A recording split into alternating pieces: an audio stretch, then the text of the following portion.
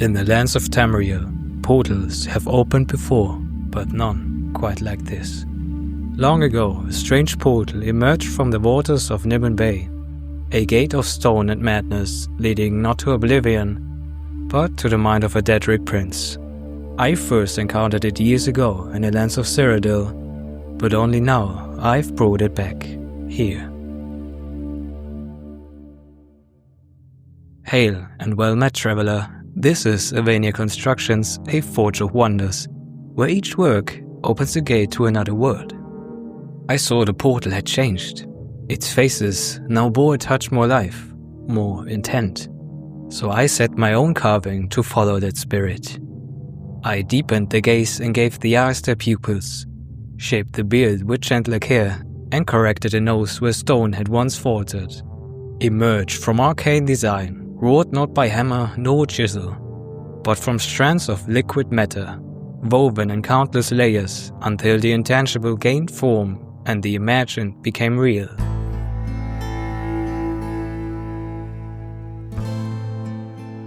And so, the journey begins not in distant lands, but at a simple table, covered with tools, a protective covering to keep it intact, and the faint hope that something magical could emerge from simple materials. But first, behold, the compass. A fine instrument of curious make, a tool often overlooked, yet none more precise when one seeks symmetry in creation. Once the measure is taken, the circle drawn true, I bring forth my cutting device, a wondrous contraption by the name Proxy. Within it lies a thread not spun, but searing with invisible flame. This wire, held taut like the string of a bard's lute, cleaving the foam with ease, parting it like butter beneath the summer sun. No blade, no edge, only heat and the will of the maker. With the disc now free, I reach for another enchanted tool, a rod aglow with smoldering power. Like the brand of a blacksmith, it scorches the land, melting valleys and raising hills.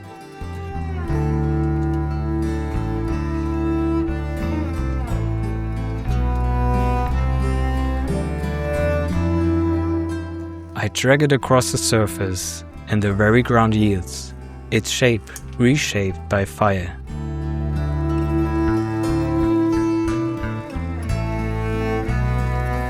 Thus are the gentle slopes and wild contours of the terrain born, as though nature herself whispered them into form.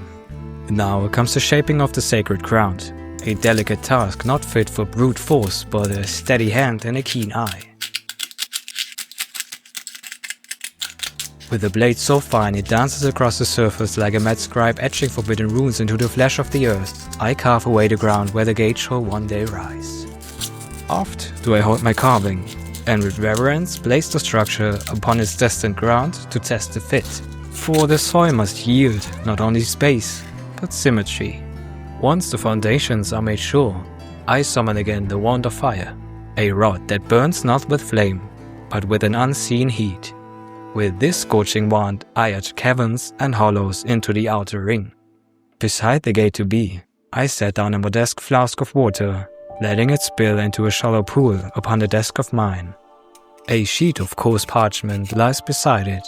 I press it into the puddle. That dampened thus, it may stir no dust and glide across the foam without doing harm. Thus, the scars of birth, the jagged remnants of the summoning supports, are worn away, leaving only the pure form behind.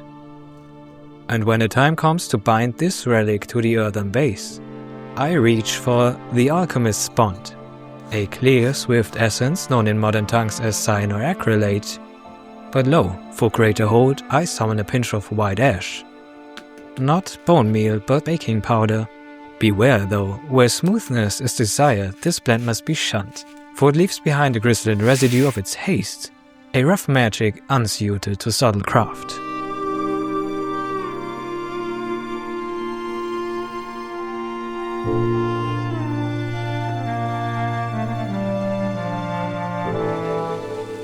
To forge the land's first coat of earth and grime, I gather the makings of a dark alchemy. White glue of the PVA sort, black pigment thick as pitch, and a coarse scatter of ground stone.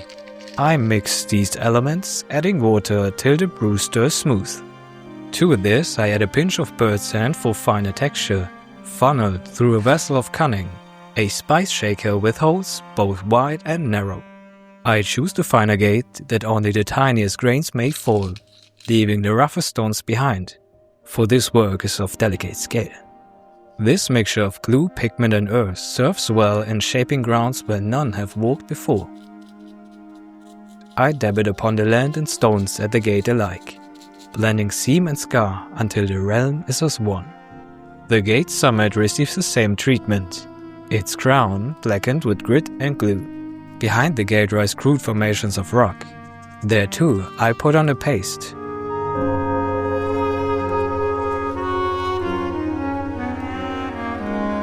And yet, where detail must speak, on the face of the gate, the furrows of its brow and the jagged grin it bears, I forgo the grit. A simple brew is mixed, glue, water and a touch of darkness. In leaving the sand aside, the finer carvings are spared, their details still plain to those who pause and look with care.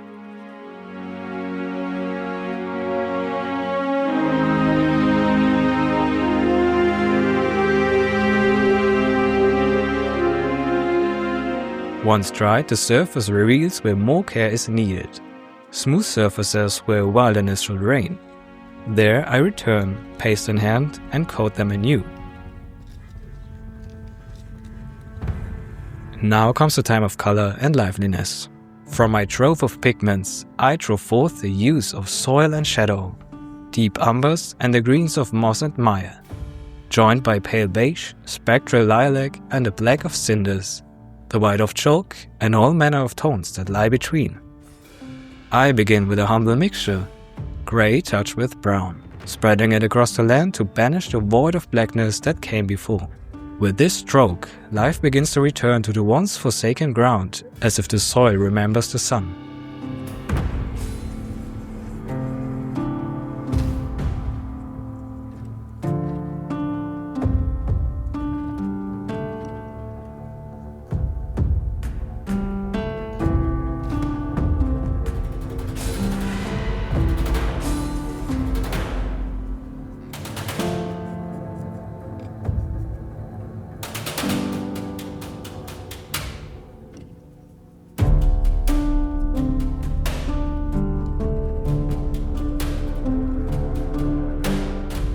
Next, I take care of the earthen floor with a deeper, richer brown, stirring warmth into the coat.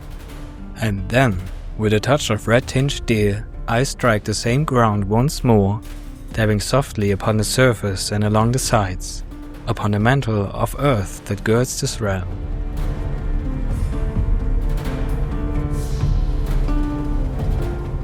At last, I turn to the gate. For this relic, I mix grey with a sense of lilac.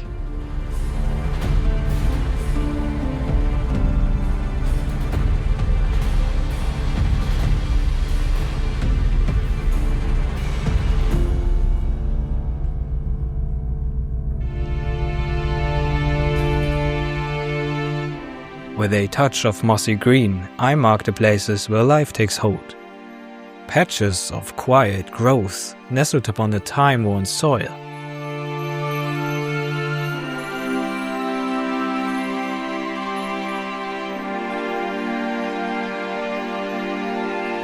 Then begins the ritual of the dry brush, a soft sweeping of color upon the high places where stone meets light. A blend of grey and pale beige graces the rugged terrain, drawing forth the ancient bones of the earth. With each pass of the brush, details come forth and character gets revealed. The steps too receive this treatment, and the gate entire revealing what was hidden. The creased brow, the furrowed gaze, the tangled beard wrought in stone.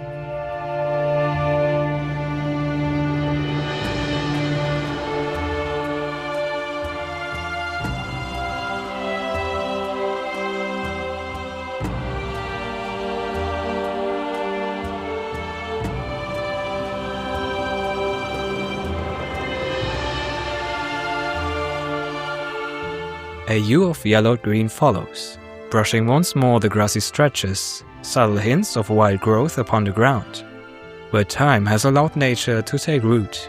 With this, I summon signs of life. gentle sprouts resting upon soil shaped by age and season.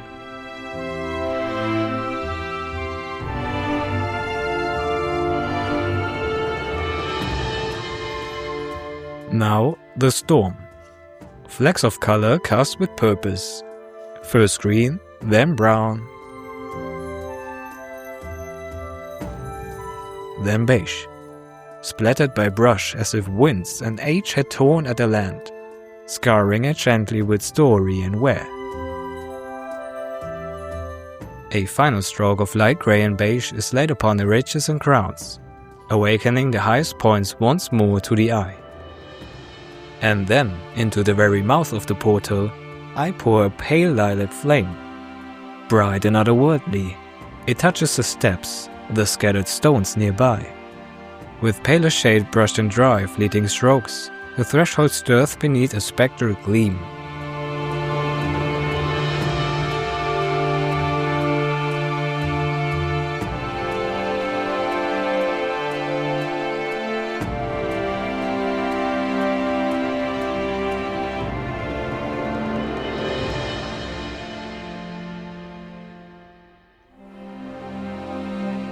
Now cometh the time of washes, where shadow and stain breathe depth into form. First I turn to the wooden base, humble yet steadfast, cradle of the great bell.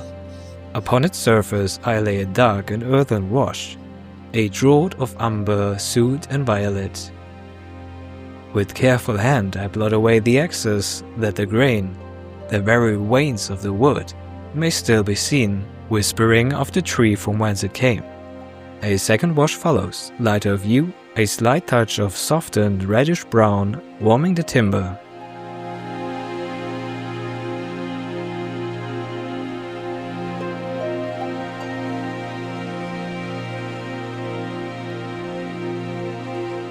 Again, I lift the surplus with cloth, and set the piece aside that it may rest and dry in quiet patience. Now the wash descends upon the land itself. With careful hand, I dab it on every hollow and rise, most richly where the earth lies bare and the recesses line the mantle's edge.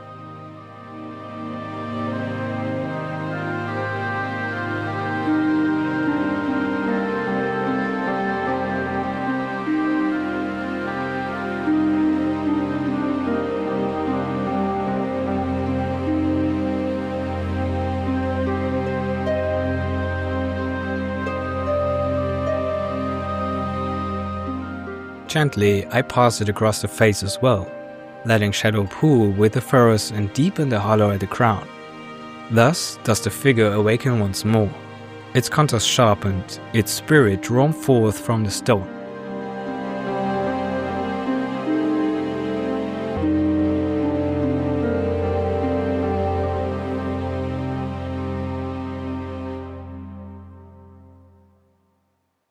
With gentle strokes, I lay down the binding sap. So does moss take hold, not as intruder, but as kin. It follows the lines of root and drain, dressing the land in quiet renewal, and laying over the still earth a hush that only growing things can bring. A breath of calm across the slumbering land. And thus the gate stands, a stone born in silence and spellcraft, hushed and faintly aglow with secrets not meant for waking. If thy steps have lingered here till the end, then know this. I thank thee, traveler, for walking this strange path beside me. May your own hands find joy in the craft, and your heart in the quiet places where worlds are shaped. And should the winds carry you forth, know that a greater work stirs just beyond the veil. At 3,000 kindred spirits, a realm most grand shall rise, a diorama woven from stone, soil and story. I've seen you in my dreams. You are the one to shape this very world. Your presence shapes the path, each soul a step closer to its becoming, and you are most welcome to join me when the time comes. Until then, may your work never idle, your portals never close, and your roots ever reach onward. See you soon.